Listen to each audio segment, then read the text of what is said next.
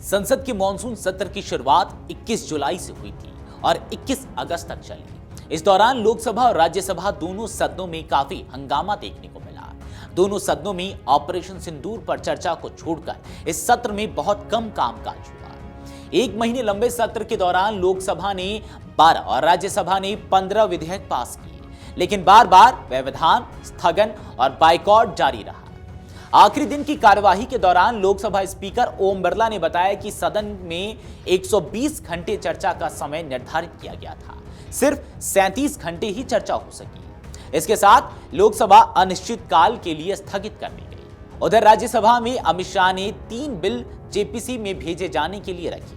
अश्विनी वैष्णव ने online gaming bill चर्चा के लिए रखा। हालांकि विपक्ष लगातार नारेबाजी करता रहा। बाद में इसे राज्यसभा से भी पास कर दिया गया। ऑनलाइन गेमिंग पर सरकार की सख्ती के पीछे क्या कारण है? ऑनलाइन गेमिंग पर अब क्या है नियम? चलिए आपको बताते हैं। दरअसल संसद के आखिरी दिन राज्यसभा में विधेयक को चर्चा के लिए पेश करते हुए अश्विनी वैष्णव ने कहा, ऑनलाइन मनी गेम आज समाज में एक बड़ी चिंता का विषय बन गया है। उन्होंने आगे कहा कि देश में ऐसे कई व्यक्ति हैं जिन्हें इसकी लत लग जाती है और वह जिंदगी भर की बचत ऑनलाइन गेम में उड़ा देते हैं। अश्विनी वैष्णव ने कहा कि इस ऑनलाइन गेमिंग के कारण कई परिवार बर्बाद हो गए और कई आत्महत्याएं हुई हैं। उन्होंने सदन में इस संबंध में कई खबरों का हवाला भी दिया। उन्होंने इस बात पर भी चिंता जताई कि देश के युवाओं से जुड़े इस महत्वपूर्ण विधेयक पर विपक्ष के सदस्यों को चर्चा में भाग लेना चाहिए। जिस समय वैष्णव यह बात कर रहे थे, विपक्ष के सदस्य बिहार में मतदाता सूची के विशेष गहन पुनर्निरीक्षण यानी कि एसआईआर के मुद्दे पर नारेबाजी कर रहे थे।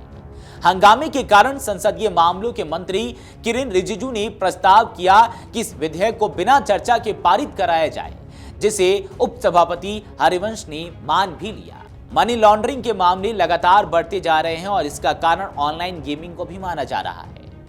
सदन में वैष्णव ने कहा, यह लगभग साबित हो गया है कि ऑनलाइन गेमिंग मनी गेमिंग के कारण परिवारों पर लगातार गंभीर प्रभाव पड़ रहा है।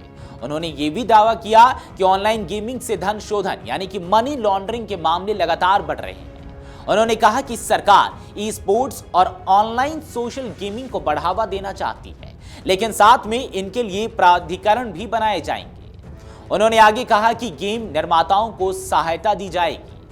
मंत्री ने कहा, जब समाज और सरकार के राजस्व के बारे में चिंता करनी होती है तो इन दोनों के बीच में प्रधानमंत्री नरेंद्र मोदी ने हमेशा मध्यम वर्गीय परिवार के कल्याण को ही चुना है। उन्होंने हमेशा समाज के फायदे को ही चुना है, कभी इससे समझौता नहीं किया है।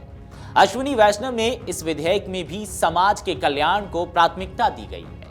उन्होंने ऑनलाइन गेमिंग का हवाला देते हुए कहा, समाज में जो एक बहुत बड़ी बुराई आ रही है उससे बचने के लिए यह विधेयक लाया गया है।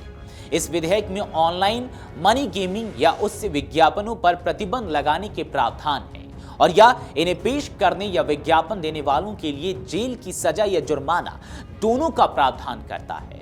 यह विधेयक सभी तरह की ऑनलाइन सट्टेबाजी और जुआ संबंधी गतिविधियों को प्रतिबंध करता है। बताते चले कि इसमें पोकर, रमी जैसे गेम भी शामिल है। विधेयक में ऑनलाइन मनी गेमिंग की पेशकश या सुविधा प्रदान करने पर 3 वर्ष तक की कैद या 1 करोड़ रुपए तक का जुर्माना लगाने का प्रावधान है। मनी गेम का विज्ञापन करने पर 2 साल तक की कैद या 50 लाख रुपए तक का जुर्माना लग सकता है।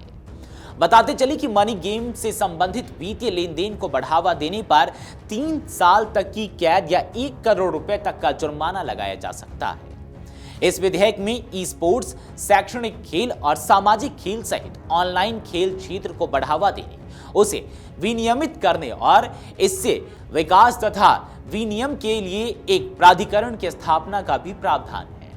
विधेयक में किसी कंप्यूटर, मोबाइल उपकरण या फिर इंटरनेट के माध्यम से ऑनलाइन मनी गेम के प्रस्ताव, संचालन, सरलीकरण, विज्ञापन, प्रचार या भागीदारी को निषेध किया गया है।